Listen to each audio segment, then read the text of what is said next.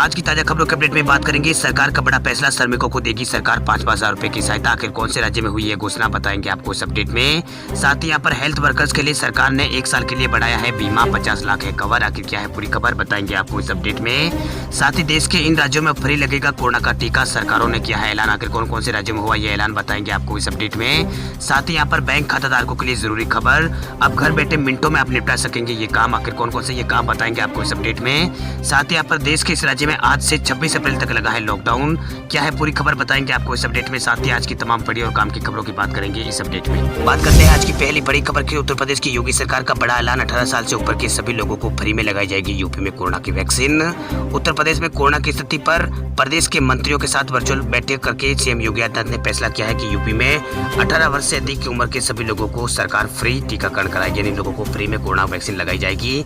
इसके लिए स्वास्थ्य विभाग तैयारी करेगा। इसके अलावा सरकार कोरोना काल के दौरान जनता को दी जाने वाली सुविधाओं को और भी सरल बनाएगी। इनमें दवाइयां और बेड, ऑक्सीजन समेत अन्य सुविधाएं शामिल है। इसके लिए स्वास्थ्य मंत्री जय प्रताप सिंह और चिकित्सा शिक्षा मंत्री सुरेंद्र खन्ना को बैठक करके अलग रणनीति तैयार करने के निर्देश यहाँ पर दिए गए हैं। वही कैबिनेट बैठक में मुख्यमंत्री वीडियो कॉन्फ्रेंसिंग के जरिए जुड़े रहे। करीब एक घंटे तक चली इस बैठक में निर्णय लिया गया कि प्रदेश के सभी सरकारी अस्पतालों में 1 मई से 18 वर्ष से ऊपर के सभी लोगों को फ्री कोरोना की वैक्सीन लगाई जाएगी। हालांकि जो लोग सक्षम है और टीके की कीमत चुका सकते हैं, उनसे सरकार ने अपील की है कि वो निजी अस्पतालों में जाकर अपना टीका लगवा दे। चलिए बात करते हैं अगले अपडेट की। तो यूपी के बाद असम में भी यहाँ पर 18 से 45 साल के सभी लोगों को फ्री में लगेगी कोरोना की वैक्सीन। सरकार ने भारत बायोटेक को 1 करोड़ डोज का दिया है ऑर्डर।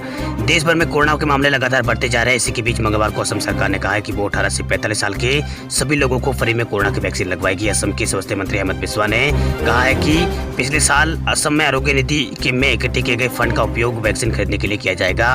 साथ ही कहा गया है कि हमने आज भारत बायोटेक को 1 करोड़ डोज का ऑर्डर दिया है। चलिए बात करते हैं अगली बड़ी खबर की। तो हेल्थ वर्कर्स के लिए सरकार ने 1 साल के लिए बढ़ाया है बीमा, 50 लाख है कवर। देश में कोरोना वायरस की जंग में पहली पंक्ति में खड़े हेल्थ वर्कर्स के लिए केंद्र सरकार ने मंगलवार को बड़ी घोषणा की है। सरकार ने इन सभी हेल्थ वर्कर्स के लिए पिछले साल शुरू किया गया बीमा को 1 साल आगे बढ़ा दिया है। ये बीमा कोविड-19 प्रधानमंत्री गरीब कल्याण पैकेज के अंतर्गत है। बीमा की बड़ी मियाद मंगलवार यानी 20 अप्रैल से लागू हो गई है। इससे पहले केंद्रीय स्वास्थ्य मंत्रालय ने सोमवार को घोषणा की थी कि प्रधानमंत्री गरीब कल्याण पैकेज के तहत कोविड-19 योद्धाओं के सभी दावों का 24 अप्रैल तक निपटान किया जाएगा। इसके बाद उसके लिए एक नई पॉलिसी भी वहां पर बनाई जाएगी। वही मंत्रालय ने ट्वीट किया है कि नई व्यवस्था यहाँ पर कोरोना यानी कोविड-19 योद्धाओं को कवर के लिए मुहैया कराई जाएगी। इसके लिए मंत्रालय न्यू इंडिया इंश्योरेंस से बातचीत यहाँ पर कर रहा है। चलिए बात करते हैं अगली बड़ी खबर की। तो बाजार में 700 से 1,000 रुपए में मिल सकती है कोरोना वैक्सीन, कीमतों का जल्द होगा ऐलान। भारत में कोरोना वैक्सीनेशन की प्रक्रिया में जल्द ही एक नया बदलाव आने वाला है। कुछ ही समय में वैक्सीन खुले बाजार में मिलने लगेगी। कहा जा रहा है कि ज्यादातर वैक्सीन की कीमत 700 रुपए से लगाकर 1,000 रुपए प्रति डोज हो सकती है। फिलहाल सरकार को वैक्सीन 250 रुपए प्रति डोज की दर से मिल रही है। खास बात यह है कि सरकार आगामी 1 मई से 18 साल से ज्यादा उम्र के सभी लोगों को कोरोना का टीका लगाने की प्रक्रिया की शुरुआत कर रही है। मीडिया रिपोर्ट में कहा जा रहा है कि निजी बाजार में वैक्सीन की कीमत 700 रुपए से लेकर 1,000 रुपए तक प्रति डोज हो सकती है। वही एक अंग्रेजी अखबार के मुताबिक यहाँ पर सीरम इंस्टीट्यूट के सीईओ अदार पूनावाला ने पहले ही कहा था कि कोविशील्ड की कीमत 1,000 रुपए प्रति डोज हो सकती है। वहीं रूसी वैक्सीन स्पुतनिक वी आयात करने की तैयारी में लगे डॉक्टर रेड्डी ने यहाँ पर कहा है कि वैक्सीन की कीमत 750 रुपए के अंदर रखी जा सकती है। हालांकि इसे लेकर फिलहाल कोई अंतिम निर्णय नहीं लिया है। चलिए बात करते हैं अगले अपडेट की। तो पीएनबी अपने करोड़ों ग्राहकों को दे रहा है ये खास सुविधा, घर बैठे मिनटों में निपट जाएंगे आपके सभी काम।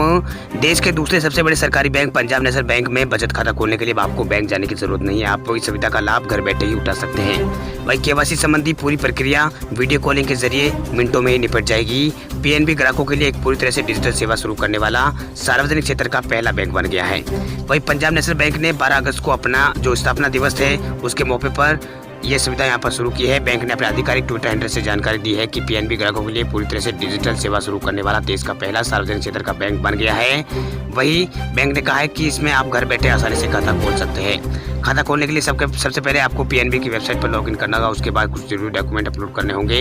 इसके बाद बैंक का कोई भी अधिकारी या फिर कर्मचारी वीडियो कॉलिंग के जरिए केवाईसी संबंधी प्रक्रिया आपसे पूरी लेगा। इसके साथ ही पंजाब नेशनल बैंक में बचत खाता खोलने की प्रक्रिया है वो यहाँ पर पूरी हो जाएगी। वही बैंक ने कहा है कि कोरोना काल में ग्राहकों को इस सुविधा से बैंक जो कोरोना काल में ग्राहकों को इस सुविधा से बैंक को को ग्राहकों को काफ़ी राहत यहाँ पर मिलेगी। वैसे बचत खाता खोलने के लिए बैंक आने की आपको ज़रूरत नहीं होगी। घर बैठे आप बचत खाता खोल सकते हैं। खाता खोलने से लगाकर सभी प्रक्रिया अब यहाँ पर बैंक की ऑनलाइन ही रहेगी, लेकिन पासबुक लेने वक्त आपको बैंक यहाँ पर जाना पड़ेगा। अब बात करते हैं अगली बड़ी खबर की। तो कोरोना के बढ़ते खतरे को देखते हुए राजस्थान में 1 महीने के लिए आगे बढ़ी है धारा 144 की अवधि। कोरोना संक्रमण के बढ़ते खतरे को देखते हुए राजस्थान सरकार ने प्रदेश में धारा 144 की अवधि को 1 महीने के लिए और आगे बढ़ा दिया है। गृह विभाग के ग्रुप 9 के आदेश के अनुसार 22 अप्रैल से 21 मई 2021 तक राज्य में धारा 144 रहेगी। इसके तहत किसी भी सार्वजनिक जगह पर 5 से ज्यादा लोग एकत्रित नहीं हो सकेंगे। पिछले 3 दिनों से बढ़ रहे कोरोना संक्रमण के आंकड़ों के बीच मुख्यमंत्री अशोक गहलोत एक बार फिर धारा 144 की जो अवधि है उसे 1 महीने के लिए आगे बढ़ा दिया, जिसके बाद अब पूरे प्रदेश में 22 अप्रैल से 21 मई 2021 तक धारा 144 रहेगी। इसके तहत किसी भी सार्वजनिक जगह पर 5 से ज्यादा लोग एकत्रित नहीं हो सकेंगे। वहीं गृह विभाग की ओर से मंगलवार को जारी किए गए आदेश में कोरोना वायरस के मद्देनजर गहलोत सरकार ने बड़ा निर्णय लेते हुए धारा 144 की अवधि को 1 महीने तक आगे बढ़ा दिया है। वही अब पूरे प्रदेश में 22 मई को ये अवधि यहाँ पर समाप्त होगी। राज्य सरकार ने कोरोना संक्रमण और लोगों के स्वास्थ्य के मद्देनजर ये निर्णय लिया है।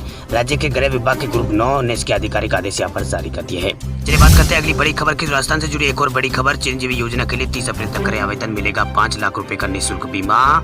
राजस्थान के मुख्यमंत्री अशोक गहलोत ने प्रदेश की जनता के लिए मुख्यमंत्री चिरंजीवी स्वास्थ्य बीमा योजना की घोषणा की है, जिसके तहत प्रदेशवासियों को 5 लाख रुपए का निःशुल्क बीमा मिलेगा। 5 लाख का बीमा प्रत्येक परिवार के लिए होगा, जो कि 30 अप्रैल तक आवेदन करेंगे। इनके लिए यहाँ पर ये शुरू हो गया है आवेदन। वही इस योजना के लिए प्रत्येक परिवार को यहाँ पर ये बीमा दिया जाएगा। ये जो योजना है वो 1 मई 2021 से लागू होगी। मुख्यमंत्री ने कहा है कि सभी लोगों को 30 अप्रैल तक चिरंजीवी योजना में रजिस्ट्रेशन करवा लेना चाहिए। वहीं कोरोना संक्रमण को काबू करने के लिए लगाए गए जन अनुशासन पखवाड़े में रजिस्ट्रेशन करवाने के लिए मित्र केंद्र को यहाँ पर राजस्थान के अंदर खुला रखा गया है। वही 1 मई से पहले इस योजना के लिए यहाँ पर आप आवेदन कर सकते हैं। मतलब 30 अप्रैल से पहले आप इस योजना के लिए रजिस्ट्रेशन करवा सकते हैं। इसके बाद यहाँ पर 3 महीने तक आप इसका रजिस्ट्रेशन नहीं कर पाएंगे। चलिए बात करते हैं अगली बड़ी खबर की। दिल्ली सरकार का बड़ा फैसला, लॉकडाउन में श्रमिकों को देगी 5-5 हजार रुपए की सहायता।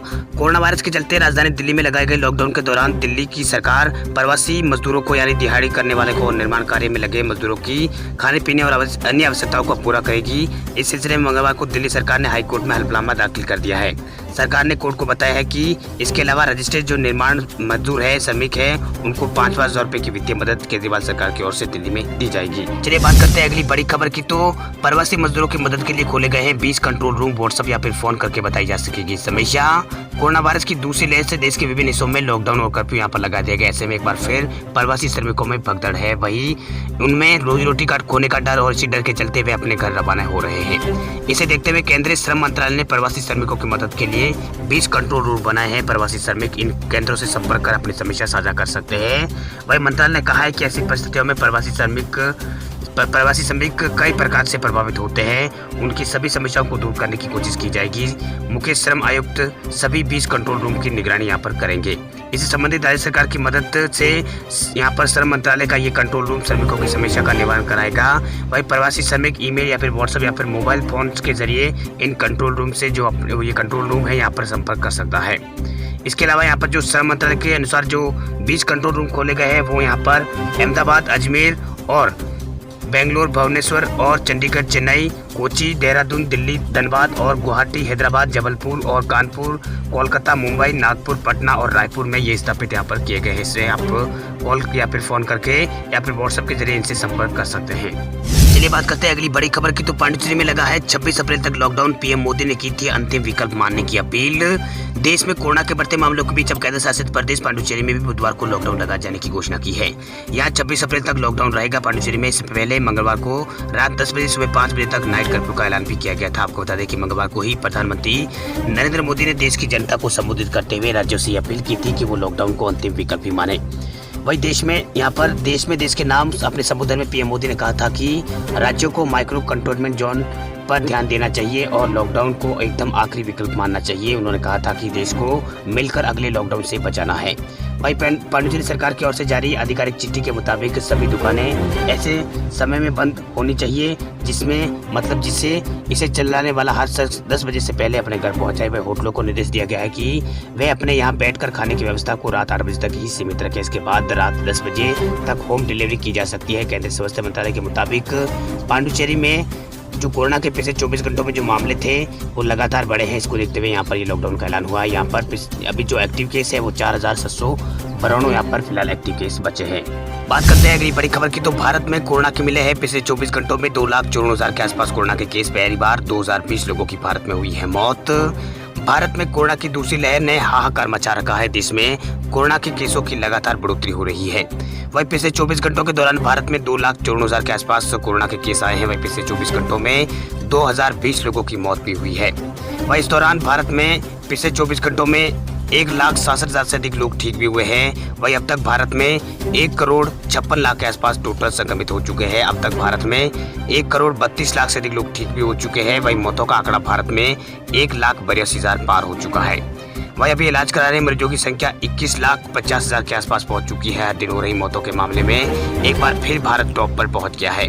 दूसरे नंबर पर ब्राजील है, जहां पर यहाँ पर 1,500 से 2,000 के बीच में मौतें हो रही है। वहीं पहले नंबर पर भारत पे आ गया है। वहीं अमेरिका में भी यहाँ पर प्रतिदिन 400 से 700 यहाँ पर मौतें हो रही है। वहीं भारत में पिछले 24 घंटों में 2,020 मौतें हुई है।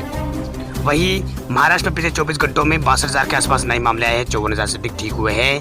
वहीं 519 लोगों की यहाँ पर मौत हुई है। राज्य में अब तक यहाँ पर 39 लाख के आसपास कोरोना के केस आ चुके हैं। वहीं इसमें 32 लाख के आसपास लोग ठीक भी हुए हैं, जबकि यहाँ पर 61,383 लोगों की मौत हो चुकी है। करीब यहाँ पर फिलहाल 6,83,000 के आसपास एक्टिव केस चल रहे हैं इस राज्य के अंदर। वही बात करें यूपी की, तो यूपी में पिछले 24 घंटों में 29,574 कोरोना की रिपोर्ट पॉजिटिव आई है। 14,351 लोग रिकवर हुए, 162 की मौत हुई अभी तक। यहाँ पर उत्तर प्रदेश में 9,09,000 के आसपास लोग संक्रमित पाए जा चुके हैं, जिनमें 6,75,000 ठीक हो चुके हैं। 10,159 मरीजों की मौत हुई है। वहीं 2,23,000 के आसपास इस राज्य में फिलहाल एक्टिव केस चल रहे हैं। बात करें अब दिल्ली की, तो दिल्ली में पिछले 24 घंटों में 28,000 से ज्यादा नए कोरोना केस सामने आए हैं। 19,000 के अधिक लोग रिकवर हुए हैं। 277 लोगों की मौत तो केवल यहाँ पर दिल्ली में हुई है। अब तक यहाँ पर 9,05,000 के आसपास संक्रमित केस आ चुके हैं। वहीं 8,07,000 के आसपास लोग ठीक भी हो चुके हैं, जबकि 12,738 लोगों की मौत हुई है। वहीं 85,575 मरीज ऐसे हैं जिनका इलाज चल रहा है। वही बात करें गुजरात की, तो गुजरात में कोरोना संक्रमण बहुत तेजी से फैल रहा है। गुजरात में पिछले 24 घंटों में 12,206 कोरोना संक्रमित मरीज मिले हैं। 4,339 लोग रिकवर हुए, 121 लोगों की मौत भी यहाँ पर हुई है। वहीं अब तक यहाँ पर 4,28,000 के आसपास संक्रमण की चपेट में आने वाले लोगों की संख्या हो गई है। इनमें 3,40,000 के आसपास ठीक हो चुके हैं। वहीं 5,000 से अधिक लोगों की मौत हुई है। वही बात करें अब देश के तटीय राज्य केरल की, तो केरल में भी यहाँ पर कोरोना की दूसरी लहर बहुत भयानक रूप से यहाँ पर फैल रही है। पिछले 24 घंटों में यहाँ पर 19,000 के आसपास कोरोना के केस आए हैं। ये दिन का सबसे बड़ा इस राज्य में आंकड़ा है। इसे देखते हुए प्रदेश सरकार ने यहाँ पर नाइट कर्फ्यू लगा दिया है।